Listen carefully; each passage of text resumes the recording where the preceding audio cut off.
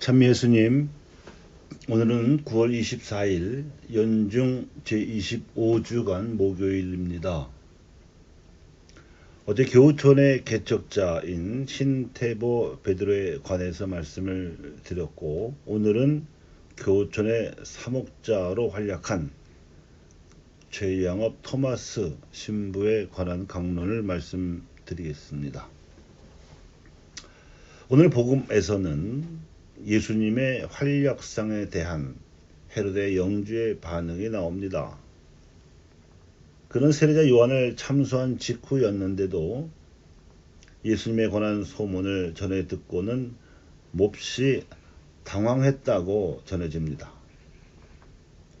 그는 세례자 요한을 감옥에 가두었다가 참수함으로써 자신의 불의한 통치를 비판하는 여론을 잠재우고자 했었는데도 계속해서 자신에게 비판적인 민중이 예수를 중심으로 일어나고 있다고 여겼기 때문입니다. 소문에 의하면 예수는 요한보다 더 많은 백성을 끌어모으고 있다고 하며 요한은 일으키지도 않았던 기적들까지 일으키고 있어서 자칫하면 자신의 권력을 끌어내리려는 반란이 일어날 수도 있겠다는 두려움을 가지게 되었던 것 같습니다. 헤로데 신하들은 예수의 활약을 전해주는 여론을 전해 듣고는 요한이 죽은 이들 가운데서 되살아났다고 세례자 요한과 연결짓거나 엘리야가 나타났다거나 옛 예언자 한 분이 다시 살아났다고 하는 등 예수의 복음 선포 활동의 예언자적 면모에 두려움을 느끼면서 헤로데 영주에게 고해바쳤습니다. 그러자 당연히 갈릴리아에서 로마 제국을 대리하던 헤로데 영주는 그 예수도 붙잡아 죽이려고 들었습니다. 예수님께서도 헤로데 영주가 당신을 죽이려고 한다는 소식을 전해 들으시고는 갈릴리아에서 군중을 상대로 하느님 나라의 복음을 선포하시던 활동을 일단락 지으시고 예루살렘으로 피하셨습니다. 하지만 갈릴리아를 떠나서 예루살렘으로 가시는 도중에 이번에는 군중이 아니라 제자들을 상대로 집중적인 사도 양성 교육을 실시하셨습니다. 이 여정에서 순환과 부활에 대해 3번이나 예고하셨고 여러 가지 비유를 말씀하셨는데 혼인잔치의 비유, 되찾은 양의 비유, 되찾은 은전의 비유, 되찾은 아들의 비유, 약은 집사의 비유, 부자와 라자로의 비유, 불의한 재판관의 비유, 세리와 바리사이의 기도에 관한 비유, 미나의 비유 등이 집중적으로 제자들을 사도로 양성하시는 가르침으로 나왔습니다. 말하자면 하느님 나라를 선포하는 캐리그마 대신에 당신 사후의 캐리그마를 준비시키기 위해서 제자들을 사도로 양성하는 디다케에 집중하신 것입니다. 헤로데 영주와 로마 제국의 앞잡이들은 요 시찰 위험인물들이 연이어 나타나는 바람에 바짝 긴장하게 되었을 것이고 그와는 반대로 백성의 기대는 점점 더 고조되어 갔을 것입니다. 하느님의 섭리에서 보자면 세례자 요한이 닦아놓은 길을 예수님께서 걸어가시면서 12제자를 사도로 양성해 놓으셨기에 이 12사도가 세우게 되는 교회를 통해서 본격적으로 하느님의 나라가 열릴 참이었습니다. 이는 예수님께서 승천하신 후 돋보이는 활약으로 유다교 당국의 눈밖에 나서 돌에 맞아 죽는 사형을 당한 스테파노, 그 이후에 그 동창생이었던 사울이 바오로라는 이름으로 더 본격적으로, 그리고 이번에는 예루살렘과 이스라엘 국내에서가 아니라 소아시아와 그리스, 나중에는 로마에까지 진출해서 복음을 선포하게 되는 역사로 확대되어서 이어집니다.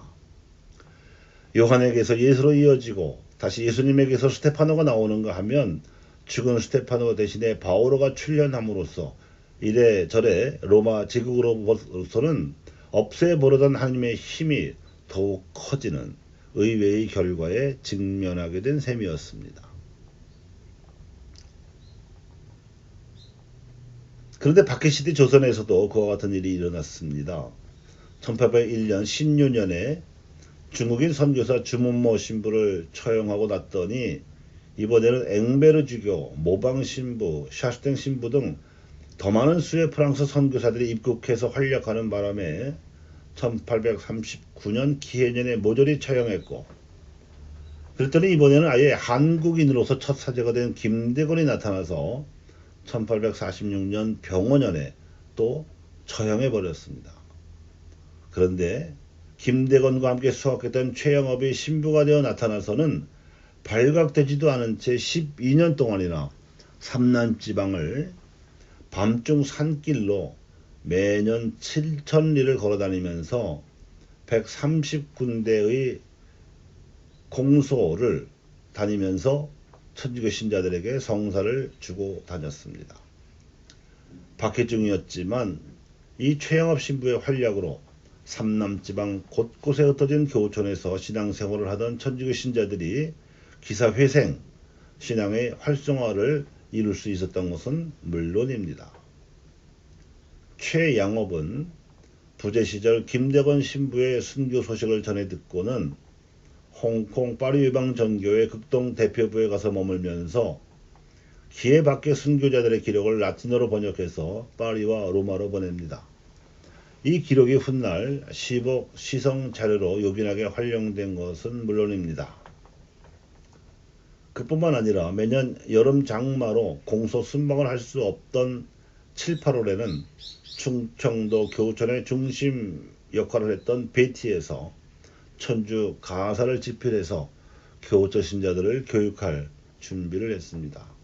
이 천주 가사는 천지남 강학회 활동으로 조선 천주교회를 준비했던 선비들이 시작했던 토착화 작업의 일환이기도 했습니다.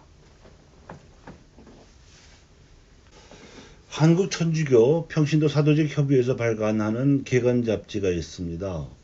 평신도인데요. 그 2016년 여름호에 최문태 힐라리오 교수가 기고한 글에 따르면 최영업 신부가 벌인 3억 활약상이 이렇습니다. 최영업 신부는 1846년 병호박해 때 순교한 김대건 신부에 이어 1849년에 사제사봉을 받고 귀국하여 3억 활동을 전개하였다. 그는 조선의 사회상을 둘러보고는 양반 계급의 독선, 오만, 횡포, 부도덕이 모든 악의 근원이고 온갖 비참함의 원인이라고 지적하였다. 또한 각종 세금과 수탈과 착취의 짓밟혀 고통받는 가난한 백성들의 현실을 가슴 아파하였다. 이러한 신자들에 대한 사랑과 사목적 열정은 매년 7,000리가 넘는 여정을 지속하게 한 근원이었다. 그는 귀국 직후인 1850년 1월부터 9월까지 무려 5,000리 길을 걸어다니며 3,815명에게 고해성사와 성체성사를 집행하였다. 그의 편지에 따르면 당시 신자들은 기도문과 교리 문답을 암송하여 세례를 받았다.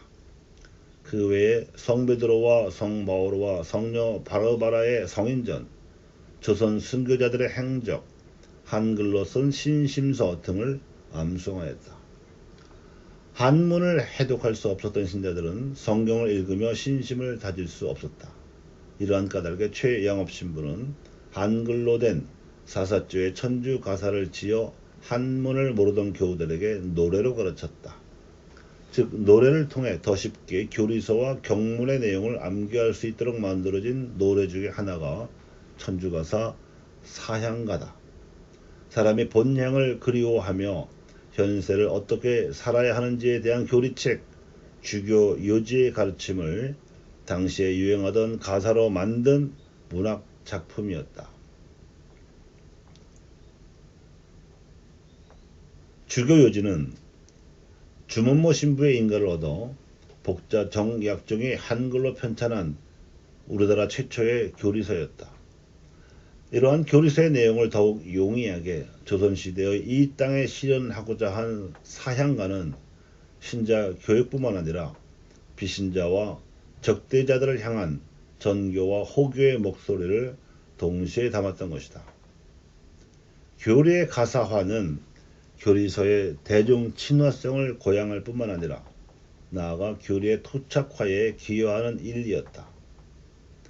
다소 추상적이고 관념적인 천주교 교리를 가사라는 친근한 시가 장르에 형상화시킴으로써 신자들이 쉽게 이해하고 암기할 수 있게 하였다. 뿐만 아니라 외래의 생경한 가르침을 구체적이고 감각적으로 조선화하는 작업이었다.